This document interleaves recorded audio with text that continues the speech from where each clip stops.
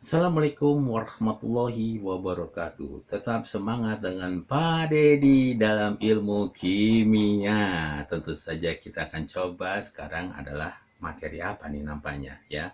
Itu masalah pergeseran kesetimbangan ya.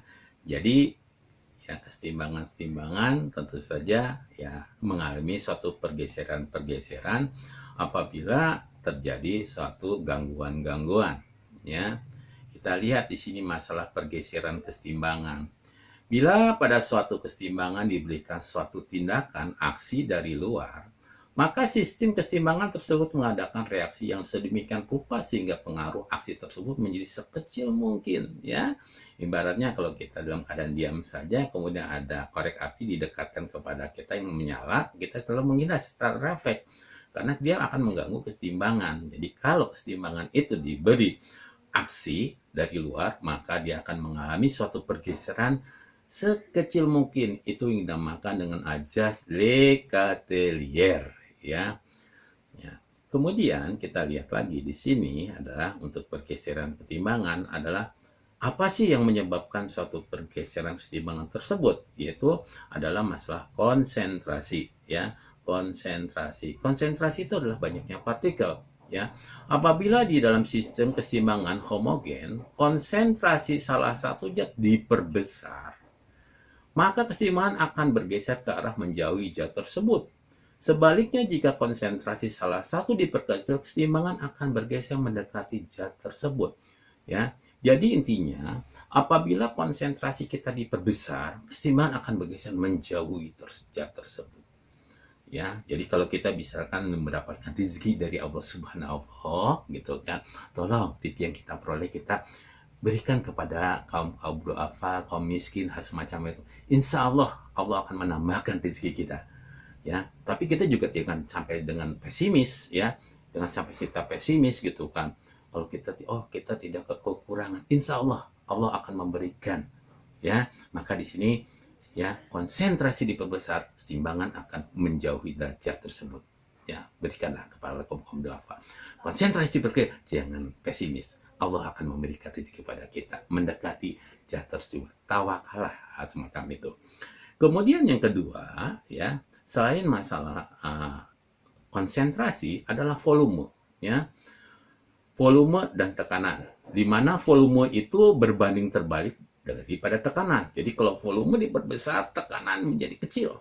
Volume kita diberi keleluasan untuk bertindak apa gitu kan, tekanan untuk bergerak semakin kecil. Sebaliknya, kalau volume diperkecil, tekanan akan menjadi besar. Misalnya saja volume balon, ya, normalnya seperti itu.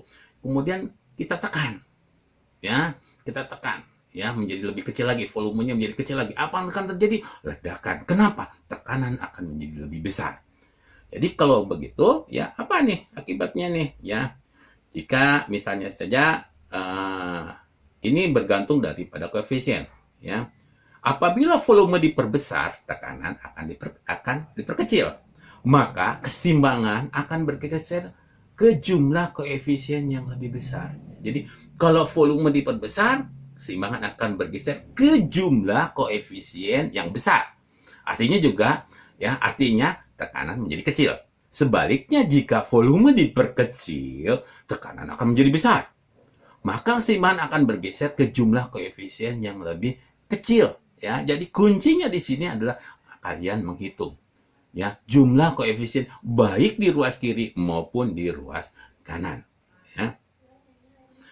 Nah, kadang kalau ada suatu permasalahan, ada suatu persamaan reaksi, setelah persamaan reaksi itu ternyata jumlah koefisien sebelah kiri sama dengan koefisien sebelah kanan. Artinya apa? Maka volume dan tekanan tidak berpengaruh pada pergeseran kesetimbangan. Selain daripada itu apalagi nih? Ya, apalagi nih gitu kan. Ya, adalah temperatur suhu. Kita tahu diberi suhu, diberi energi, maka terjadi suatu gerakan-gerakan partikel yang luar biasa. Jadi pergeseran kesetimbangan akibat perubahan temperatur terjadi pada reaksi pembebasan kalor atau reaksinya eksoterm yang mengeluarkan panas atau menyerap panas, reaksi endoterm. Jadi menurut Van Hoff, bila pada sistem kesetimbangan temperatur dinaikkan, maka keseimbangan akan bergeser ke reaksi endoterm. Kunci. Jika temperatur dinaikkan, maka keseimbangan akan bergeser ke reaksi endoterm. Cirinya delta H-nya positif. Ya, suhu dinaikkan akan ke arah endoterm, dan ciri-ciri dari reaksi endoterm delta H-nya adalah positif. Sebaliknya, jika temperatur diturunkan, maka keseimbangan akan bergeser ke reaksi eksoterm, delta H-nya negatif. Ingat, kalau suhu dinaikkan ke endoterm, delta H-nya positif. Ya, kalau suhu diturunkan, ya, gitu kan, ke reaksi eksoterm, delta H-nya negatif. Ya. Pada perubahan temperatur ini, ya. Nah, kita lihat di sini, ya. Ini delta H-nya adalah negatif, berarti di sini ada reaksi eksoterm. Jadi, kalau di sini delta-nya negatif, eksoterm. Kalau di sini positif, ini endoterm, ya. Sekali lagi, ini delta-nya negatif, berarti reaksinya adalah reaksi eksoterm. Ini endoterm. Bila suhu diturunkan ke reaksi eksoterm, maka keseimbangan akan bergeser ke reaksi eksoterm, yaitu NH3. Sebaliknya, kalau suhu dinaikkan, maka keseimbangan akan bergeser ke endoterm, yaitu ke N2 dan H2. Ya. Selain pengaruh daripada temperatur, juga ada ya masalah penambahan katalis. Ya. Penambahan katalis, ya, suatu reaksi keseimbangan tidak akan mempengaruhi pergeseran keseimbangan. Ya. Jadi katalis hanya mempercepat laju reaksi. Sehingga katalis hanya mempercepat terjadinya keseimbangan. Tetapi setelah keseimbangan tercapai, penambahan katalis tidak berperan. Ya, tidak berperan. Ya, jadi kalau misalnya saja adik diberikan suruh beli kecap, harga kecap 10.000. Ini dikasih ini 11.000, ya oke, terima kasih gitu kan.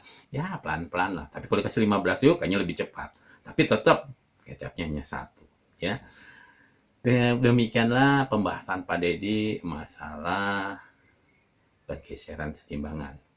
Mudah-mudahan kalian dapat memahaminya, ya, keseimbangan ini, dan tetap semangat dengan Pak Dedi. Bapak cukupkan. Assalamualaikum warahmatullahi wabarakatuh.